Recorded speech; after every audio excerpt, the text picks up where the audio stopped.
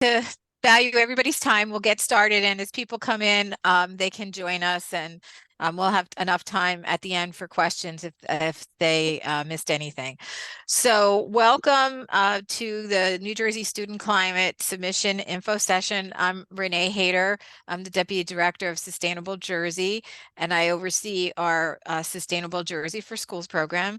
And with me is Rosalie. You want to introduce yourself? Hi, I'm Rosalie Morillo. I am a program manager here at Sustainable Jersey, focusing on school content, digital schools, and special projects. Great. So the purpose of today's webinar is to just kind of give you some tips as you kind of prepare your climate challenge submissions, and to go through the submission form and answer any questions that you might have. So Rosalie, you want to go to the next slide, Mhm. please? So overall, the objectives of the Student Climate Challenge is to encourage teams of students, middle school or high school students, to complete a specific project that has like a tangible outcome related to addressing a cause or impact of climate change.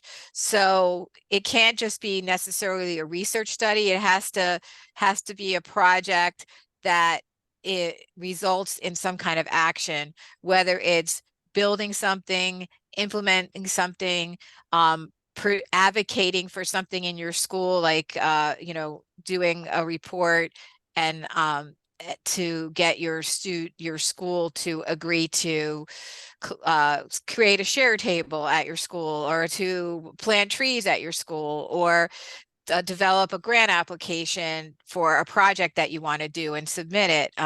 So it has to be some kind of tangible outcome of the project. And again, the project needs to focus on addressing a cause or impact of climate change.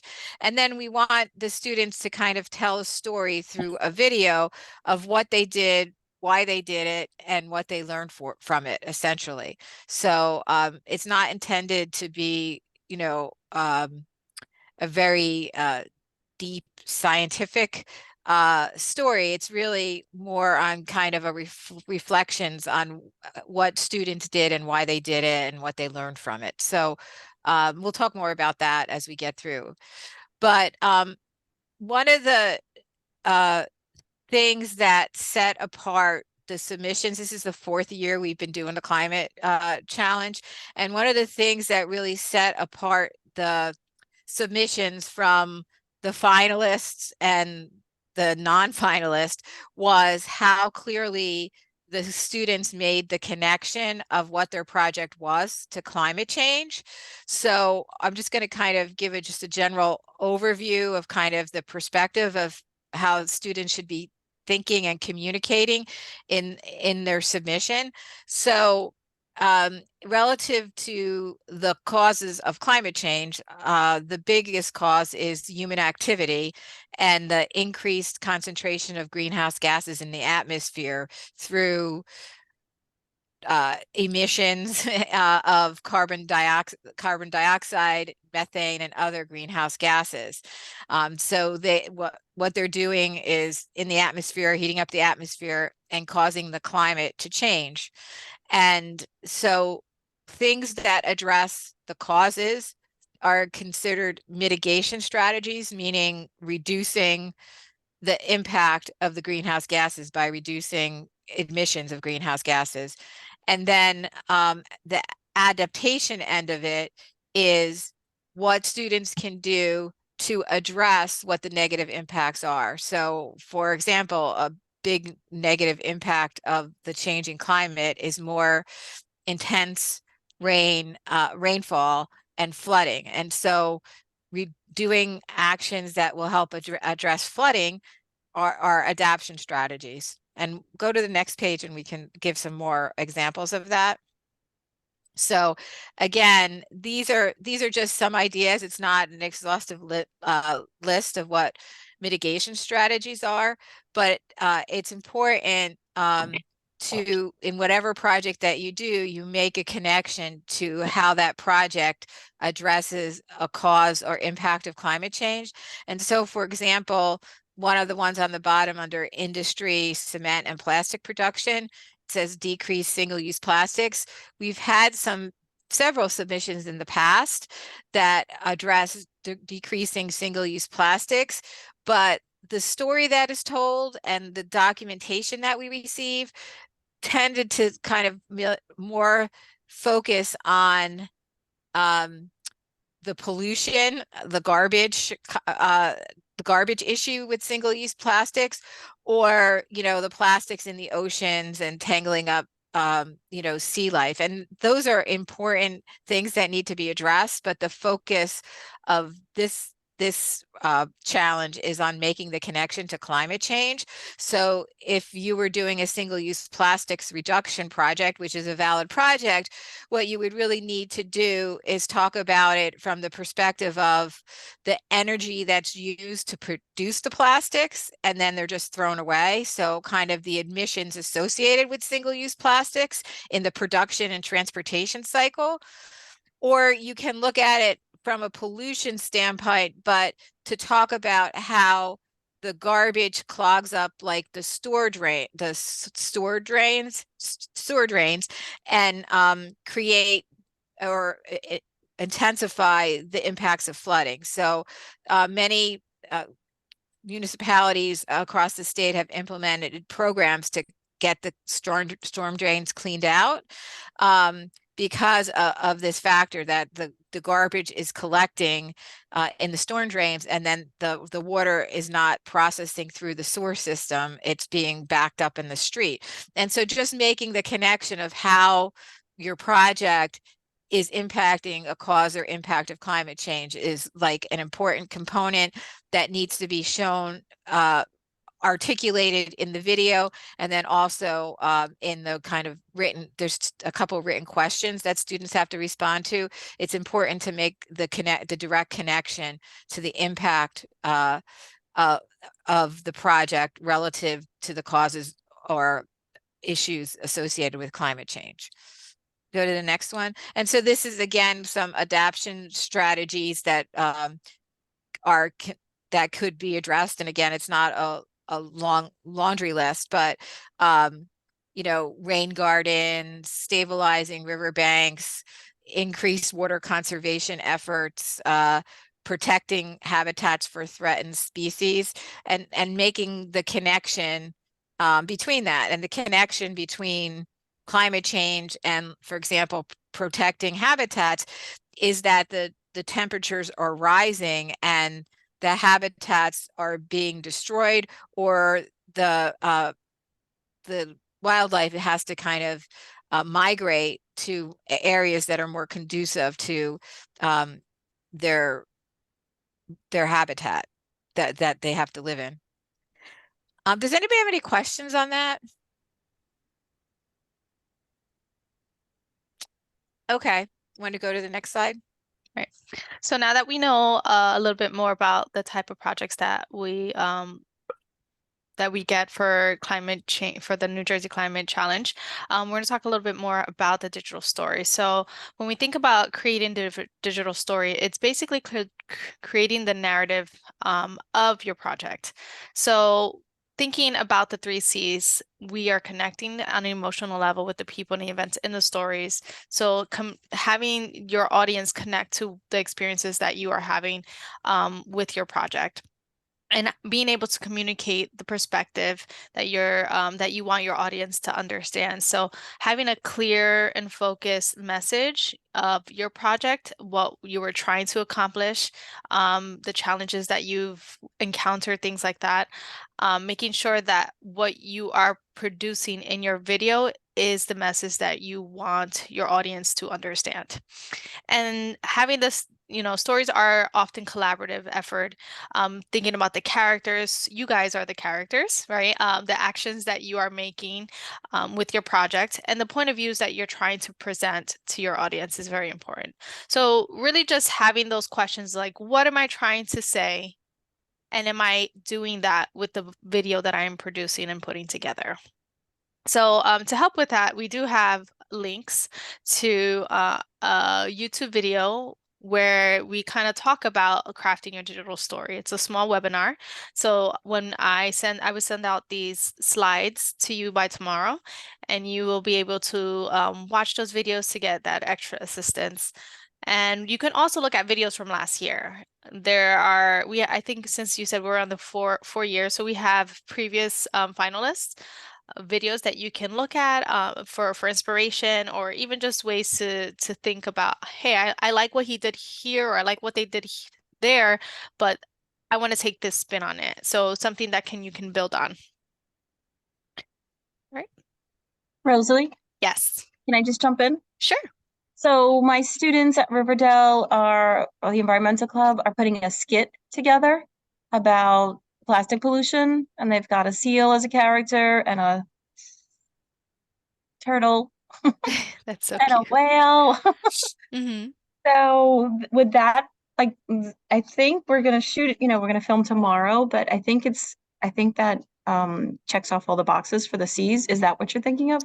So yes, when it comes to like a narrative, however, we want to make sure that incorporated with the skit that there is an action being made. So is this like a campaign that they're providing throughout the school to help educate maybe younger students on a specific issue with climate change? Are they taking this into the community for like a green fair or something like that? So it has to be something that is branching out into whether it's the school community or the community that they live in. Yeah. Yes, they are. So it's educate and motivate. So within the school, and then there's something called Party for the Planet that we participate, and that's in April, Earth Day, and that's at a zoo close by. Mm, Yeah, okay. yeah, Okay. they wrote the Okay. script, and yeah, they're definitely pushing all the boundaries. I wanted them to do this with this green screen, and now they want to be on stage, and they're making That's their own cute. props. Okay. Awesome. Great. So, also to encourage you guys some more about how to approach your digital story, there are some other videos that we also link to, ASR Climate, our future video series, Young Voices, the Green Ninja Film Festival, and Lens on Climate Change videos. So all of these videos, you could just kind of look at them, see what they have done, and then look at them for inspiration of how to approach your digital story. All right, so things that you might want to consider, and I like these questions because in my former teaching days, you think about essential questions and really just trying to guide students in their thinking when approaching any type of project. So when we're thinking about the purpose of your story, you want to think about these questions. So and help that your these questions guide your video and the message in your video. So why is the climate crisis important issue for them, right? Your students. How is it affecting your students' lives or the lives around you, like the community as well? How's it affecting the community? How are they taking the action, and what are the steps that are needed? What challenges did you experience during the project that you were creating and participating in? What did the team accomplish, and how will their actions combat climate change? So these are all just things that should constantly just like be bouncing off the brains of the students to help make sure that their video and their project is focused. Okay. So a little more technical things. When submitting your video, please save it as the following video files, or else it probably won't work. So these three files are the ones that you want to save it as. Also, do not include copyrighted music. So to help with that, we did link to a website that provides music that is not copyrighted that you can use as a background. Background music is not necessary, it's not required, but if you feel like it helps with, the creative aspect or the mood that you're trying to present in your video, that's fine. But also be mindful with the sound value. Sometimes we get videos that the music's really, really loud and then the voices are really, really soft, or vice versa. So just test those videos to make sure that the volume is at an appropriate level. Right. I think about sometimes like when we're watching TV, all of a sudden a commercial comes on and like it's like booming sounds and you're like, oh no. So you have to just make sure to think about those things. All right. So easy ways to make a video. So if you don't have a video production class or the right like that type of equipment in your school, you can very much use your phone. Cell phones are really great nowadays. Little computers in your hands all the time. And sometimes the quality of the phones, especially the newer iPhones, they have video making qualities that just like a camera. So you don't need a very expensive camera to do the type of video editing that you need. Or you can create an online meeting and use like a Zoom call to kind of record things that are happening in the classroom or outside, or create a PowerPoint presentation with a narration over what's happening and export it as a video. Anybody have any questions about that? Excuse me, I just had a quick question. Yeah. Do students have to show their faces in the video? Because as you just mentioned, they can make a PowerPoint and just narrate over it. So do they have to be in the video or can they just have their voices in the video? They could just have their voices. So in the next slide, I'm going to mention about like different formats. So there's different ways you can do a live action video of the project that you're working on, whether they're doing some kind of gardening and things like that, or campaigns within the schools, and showing them live doing that. But the other options you can do is speed drawings. You've seen those YouTube videos when they kind of draw what's happening and then they speed it up. That's an option.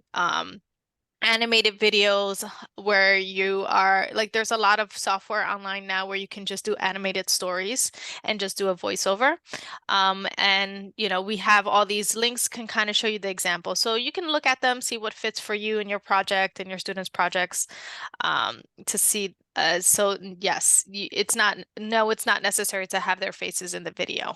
We've already gotten a couple submissions, and a couple of them have been just animations of projects and things that they're trying to accomplish. I have a question Mhm. about the video format. We can insert the video in the PowerPoint presentation. Mhm.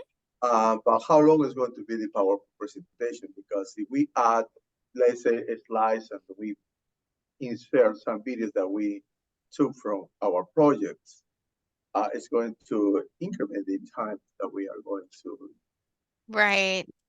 So you would have to make a video of the presentation. Like if we need a video as a submission, but you can, a way to create the video is to do it as a PowerPoint and then convert it to a video. Right, but sometimes in the PowerPoint, it's a video over video, so they can. All right, I know what you say. I can submit a video at the end, and they can. There will be some additional. Yes. Yes, and I would say that you still do want to be mindful of it not being too long. So I guess that's a choice that you would have to make if you want to have a video, or you don't necessarily have to make it a PowerPoint. So like if you already have a video that it's of your students working, you can just do a voiceover on it. You'll be surprised, a lot of the students already know how to do these things because a lot of them use social media and everything's about recording like TikToks and Reels. And so actually leaning on your students a lot more might be a better, like something better to do. Like ask them, hey guys, like how do you do this? And you'll be surprised. A lot of them already are like Instagram stars and TikTok stars and things like that. So, but Thank you yes, for the tip. Thank you for the tip. no problem. I know when I was teaching, a majority of my students were teaching me how to edit things. So speaking of editing, there's a lot of free video editing software that's available. You don't have to buy Adobe Premiere to get really fancy about it. Some of the things that you can use are Lightworks, VideoPad, which are really great for beginners, and Movie Maker Online. Or if students have iPhones, the iMovie is actually built into their cell phones already, so you can edit videos right then and there. We added a link for like iMovie tutorials for beginners. Anymoto to create are ways to create videos without the use of editing software. WeVideo is another version you can use. CapCut is an app on your phone, and I think there's also a web version, and it's free.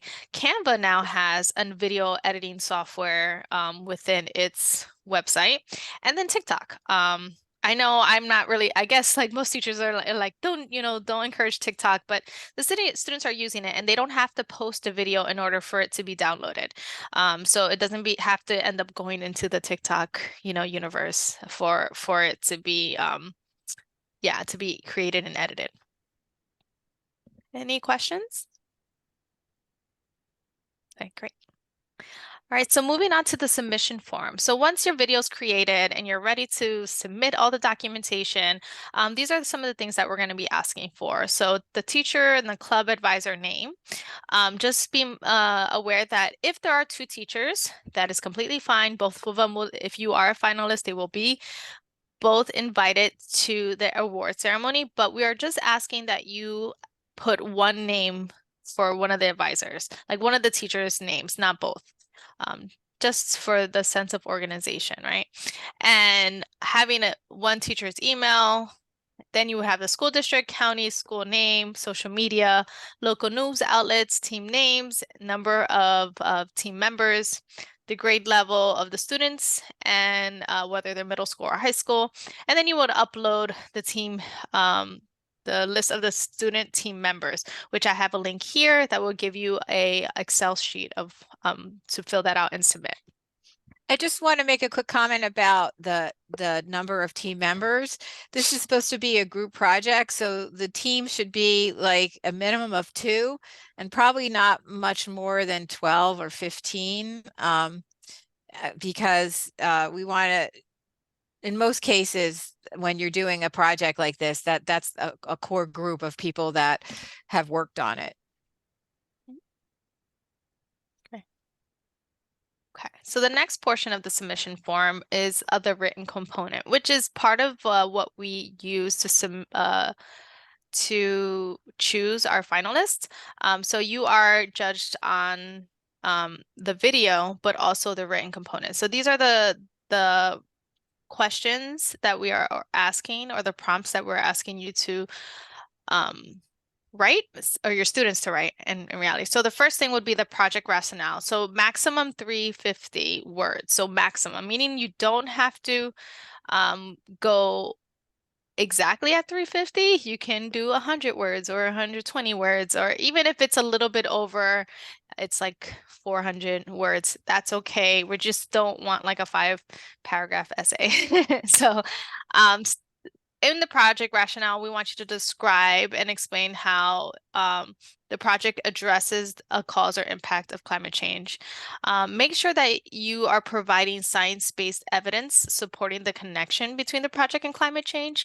So something that we spoke about in yesterday's, the Tuesday's info session, we talked about like citations. We're not asking for a whole bibliography or anything like that, but perhaps if you are reading something that is helping you with the scientific aspects of your project, maybe you say within a journal article of X, X, Y, and Z, it states the following, which is why we decided in our project to do X, Y, and Z.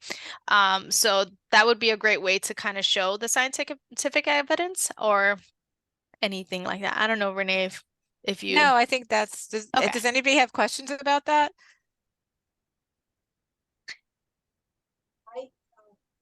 I have a question. Yes. So in the written component, you want in like a PowerPoint? Yeah, I can't hear you very well. I'm sorry. You might have to speak a little louder or come closer. Yeah. Okay, I have a question about the team reflection.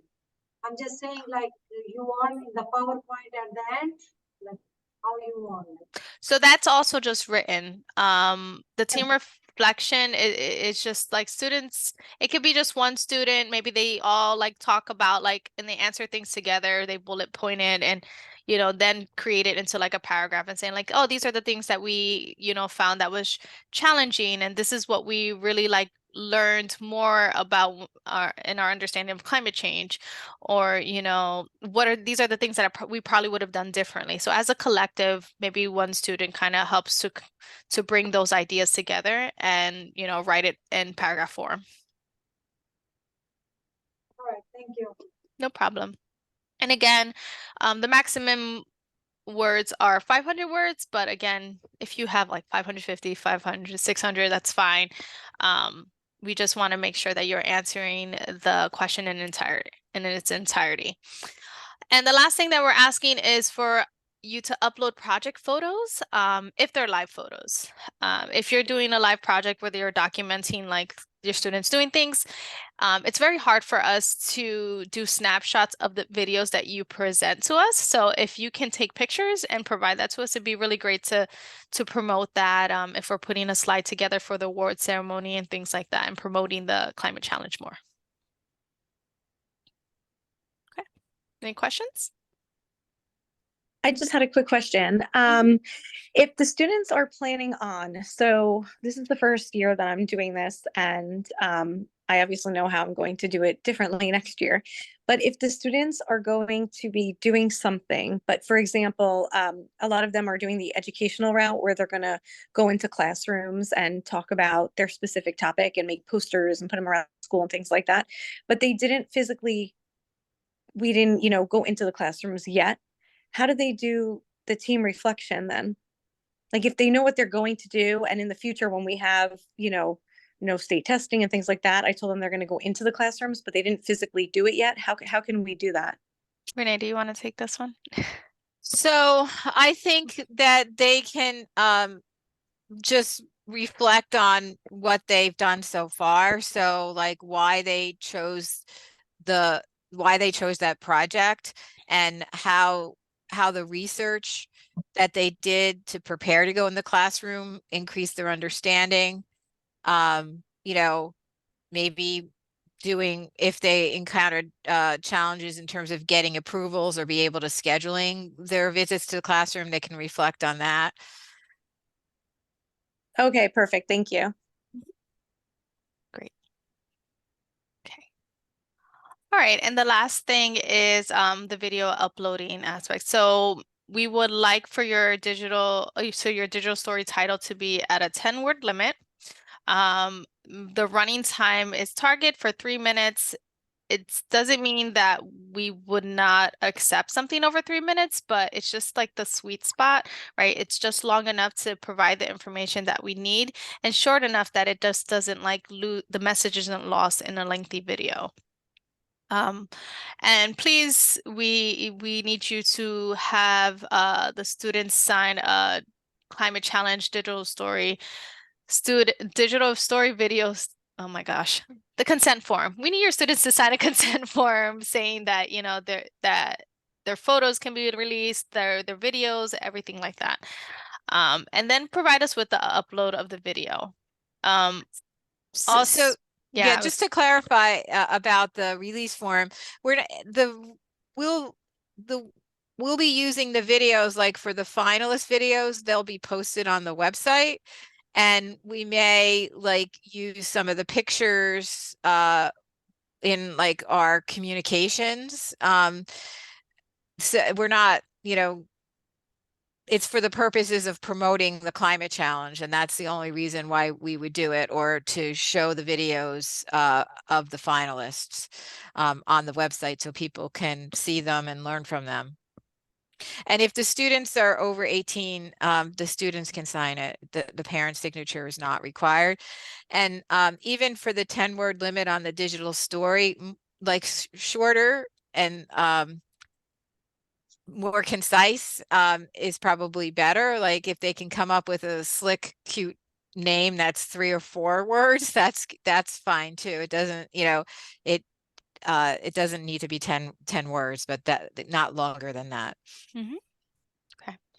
So the student that's completing the submission form, they need to sign into a Google account to upload the video. So, Google accounts I think most students have Google accounts within their schools already.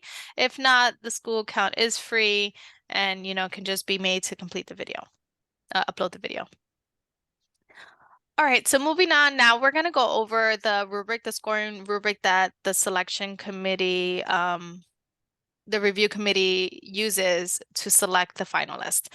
So the first component of the rubric is the video, like I mentioned before. So the criteria that we are looking at and looking for is the storytelling elements first. So what are the creative elements? So looking at the first section, I always like to only look at the first section because this is where we want to live, right?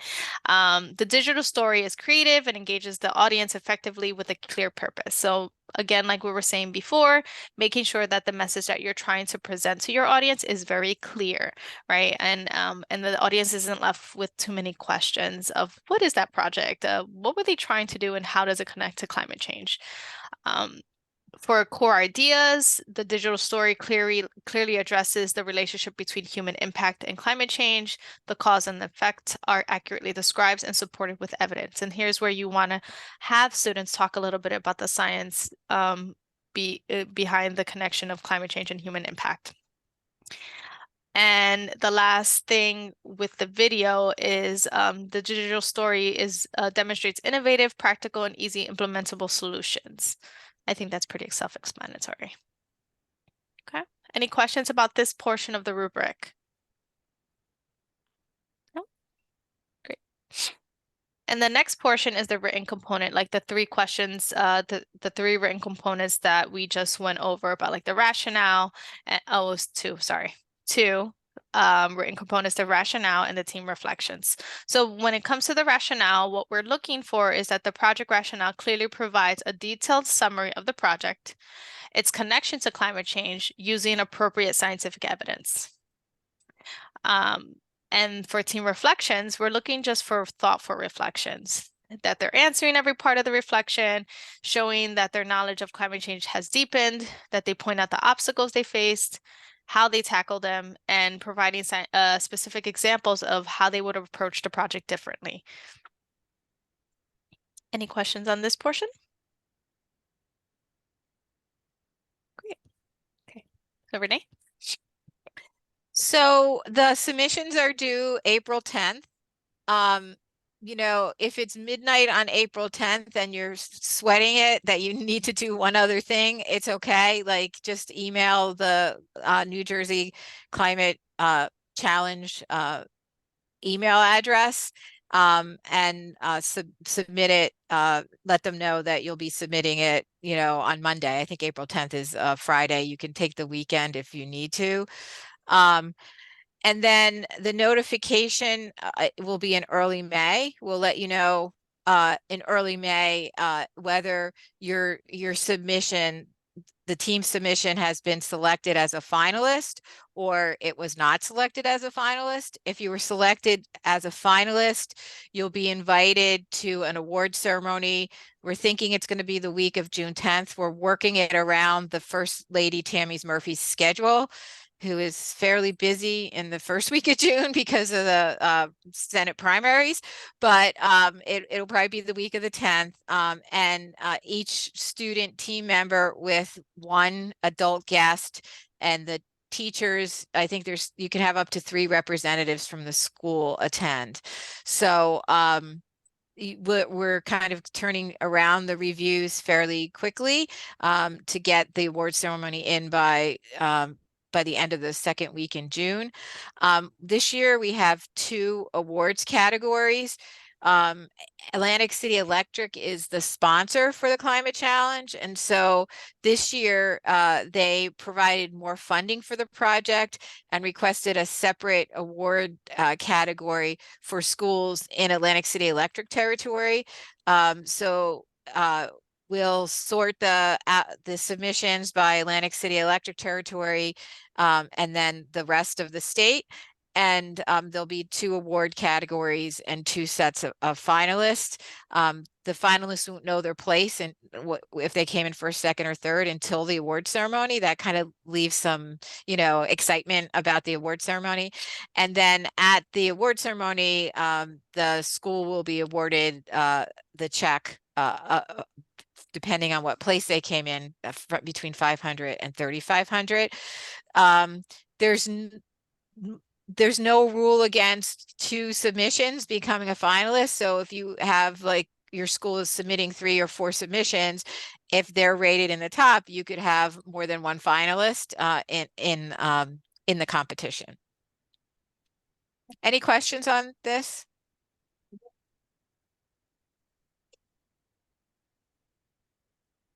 Okay, so we do encourage everybody. I know it kind of we had an event this morning for our NJEA grant cycle awards, and we had talked to a couple people that are registered, and they're like, "Oh, we don't know if we're going to be able to get it done. This happened and that happened," and we totally understand that.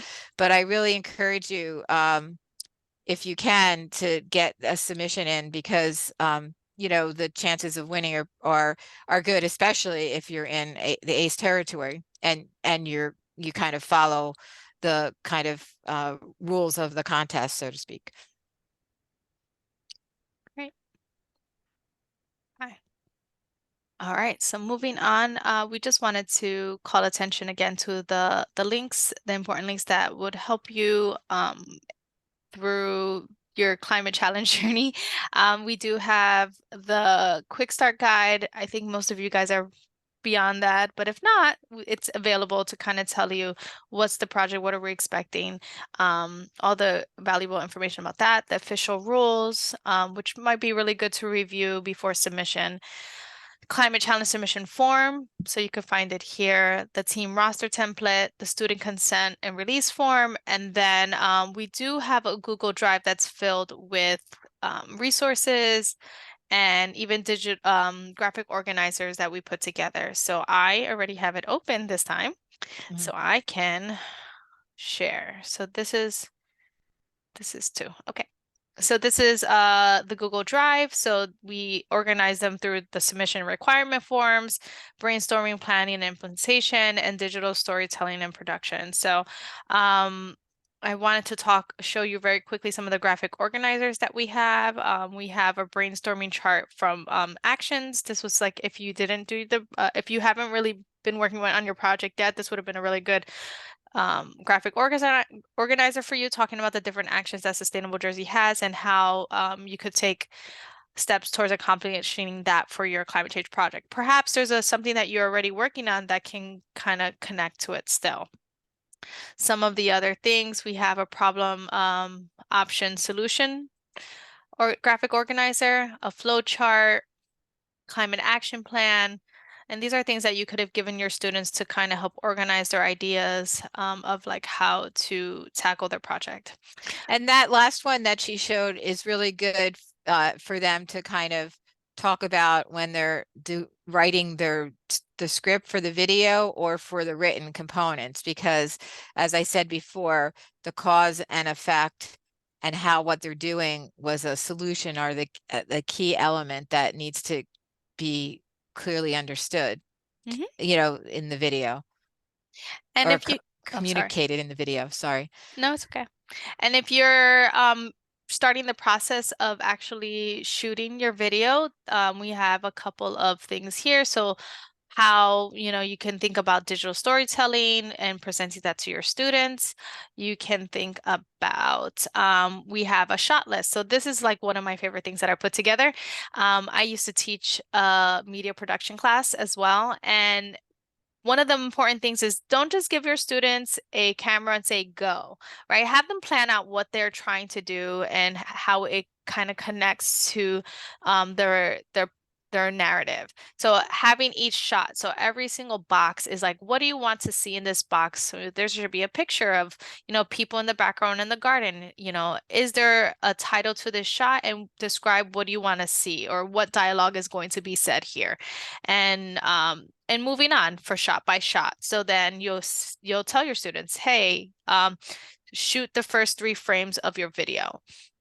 And there's four different versions of, I mean, not versions, 4 different, I guess, sheets of it. So you can print out a bunch and just give them to your students, and then they can talk about the different scenes, and maybe they work in their groups and say, no, I rather this scene there. But I think it's really important to have them plan what is going to be shot before actually doing it. And then there's also, the next one. And this is also something that's put, so 6 steps of digital story making, brainstorming, creating a storyboard and shot list, putting it all together. And this is something that you can present to your students in a lesson if you're doing it within the classroom. So writing a script for the digital story, filming, and then sharing. Okay, so this is all available to you. Moving back to that. Okay. Any questions? I just asked in the chat if the consent form can be printed out. Can I actually print it out and give it to my students to bring home for their parents to sign and bring it back? Yes, yes. And then if you can scan them, and put them into one PDF document, that would be good. But yes, you can print out the form. Okay, thank you. Right. Okay. Moving Hello. on. Oops, sorry, go ahead. Yeah, and I just wanted to know too, is it permissible if a group has 2 separate project titles and they are entering into the competition, for the same entry? Are the same project but 2 different titles? Yeah, or just 2 different projects, that would be linked to climate change, but they're in different, kind of topics. So you're saying you Oh. have a group of students that want to do 2 separate submissions. Right. So Yeah. yeah. So like if I have like one group who wants to maybe see if they could win under the category of rain, or do the project rain, and then maybe also see if they could win under, a different topic related to climate change, would that be permissible? So I would say we never got that question before, and I don't know that we've been specific about that, but I would say if a team wants to do 2 separate submissions, that's fine.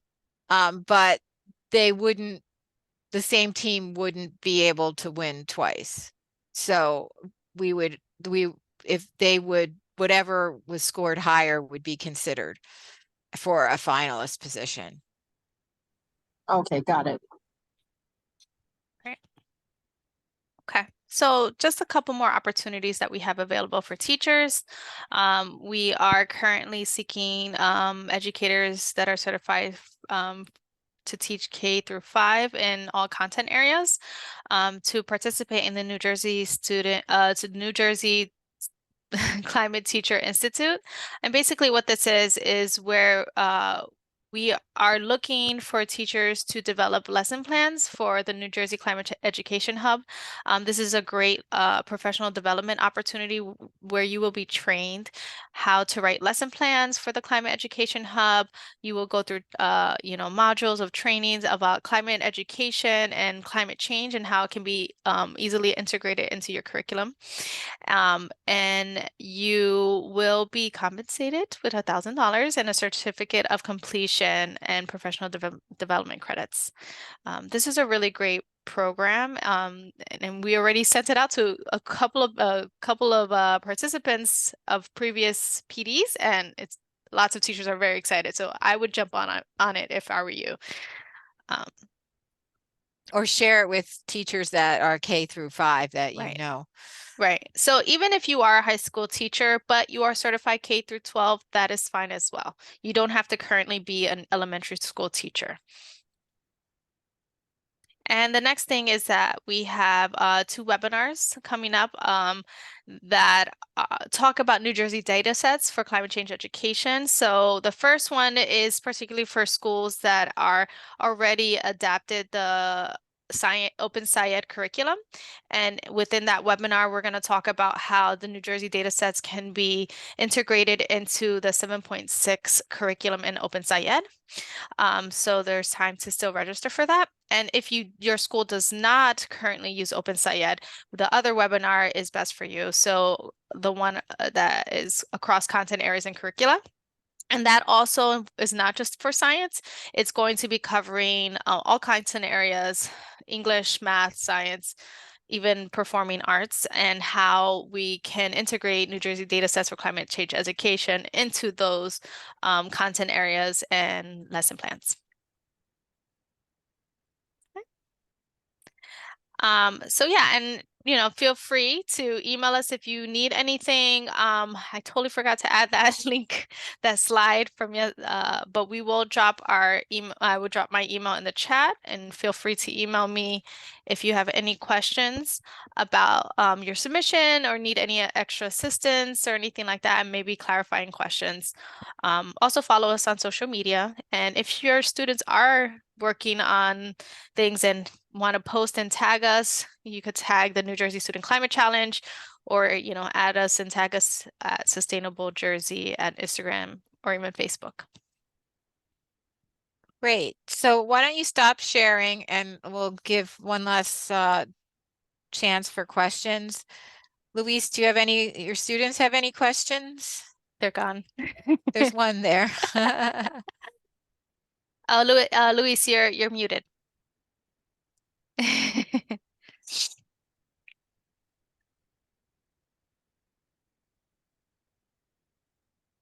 There you Yeah, go. I was saying that they had to leave because they had to catch the bus. Yeah, of course. Public transportation. And they are not rich kids, so in another places the parents come and pick them up. Yeah, no, of course. Yeah. So do you have any additional questions, or second time's a charm? We answered all your questions the second time. Right, right. Yeah, we are getting everything clear now what to do. And at the beginning, we were doing a lot of projects, with them, doing things, experiments with them. But according to you, had to come up with solutions, which is the most important thing, because it's obvious that they understand about the global warming of climate changes, but we had to find some solutions that we are working on. Great. So even if there's something that that maybe you notice within the school that you want to just present something to the Board of Ed of like changes that can help and make the school more sustainable. I know the Board of Education, we have presented to them before, and I think you guys have someone that he's a younger Board of Ed, is Eunice, and maybe he might be someone that to even connect with. He's one of your board members in Jersey City. So that, or I think that in other schools they kind of created like a climate action plan. So like different things that they would like to present to the board of like ways that they can improve the district and making it more sustainable, and the schools are sustainable, whether it's like food waste or like I think you were talking about energy.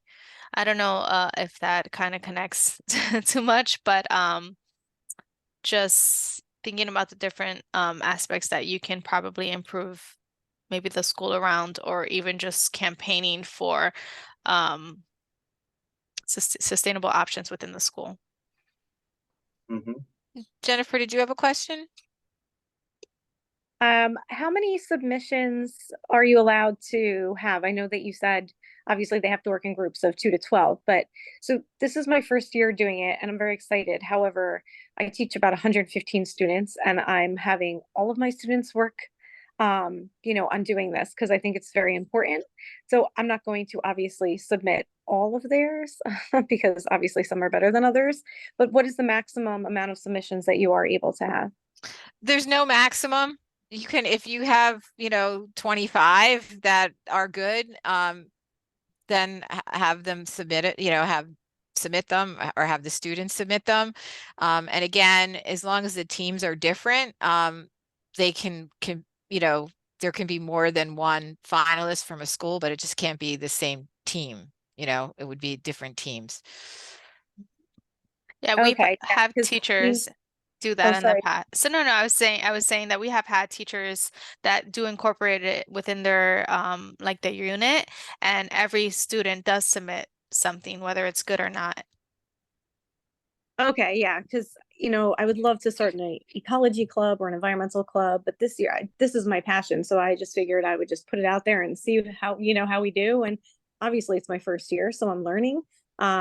But I just wanted to make sure that, you know, I can submit many of them if they are good. And okay, if you said if they're not good, I'll submit them too. Yeah, send them Well, I anyway. mean, if they're really bad, you don't you don't Yeah. need to submit them. I mean, Yeah. we do there's kind of a 2-round review process where we screen them first to make sure that they meet the baseline requirements. But you know, if they're really bad, you'd save us the trouble of having to go through that. Yeah, But I just wanted to give them like the opportunity. I keep saying that this is your project. Like Right. I yeah, gave them You right. don't want them suggestions, to but also like feel bad and say like, please don't submit yours. Like Yeah. you want right. to No, be I wouldn't my tell them that because they're right. all due to me regardless. Like they're all making a digital Gotcha. story, and then they're not going to even know if I don't submit because I'm going to say I'm going to Okay. submit them all. But yeah, I Mm. just didn't know like how that would work because you know, it's my first year doing this. So Yeah. But the students also have to do the written component Yeah, that's beyond the gonna say video. that. Yeah. Mhm. yes, I have them writing that, and then we're going to work on our digital stories this next week. So Oh, they have great. their written part out. That the only part that I was questioning was a lot of them want to do things, but we didn't get to it yet, you know, based on the fact that we want to go into classrooms or, you know, we want to, you know, present ideas like that. So I didn't know if you know, we can just talk about what they'd like to do and the challenges that they had just in coming up with it, but not physically, you know, do it yet. Yeah, I mean, you have to, it has to be more than idea. They will need to have, you know, made a plan to do something. And we did have a submission last year where they had to change what they were doing, and then their ultimate project was going to be on the ultimate project. What they were going to do a pollinator garden in the school courtyard, but then we're not able to do it, and so they shifted and decided to make you know, pollinator gardens in the box for a public event that the school was having, like a kind of a green fair type thing. And that wasn't until after the submission date. So they talked about what they were doing and kind of the progress that they had made so far. Right. No, yeah, I understand. They have, you know, ideas. Like I said, they have some of them already made their posters and they want to go into different, you know, classes and talk about that or morning announcements and, you know, things like that. We just have to get to that point. So we're still working on it. What school are you from? From Marlboro. Oh, okay. In Yeah. Monmouth County. In Yeah. Monmouth County. Yeah. Yeah. Great. And so, you know, I'm excited for them to do this. And I think some of them are really into it. It's just timing. The timing Yes. is hard. Okay. Any other questions?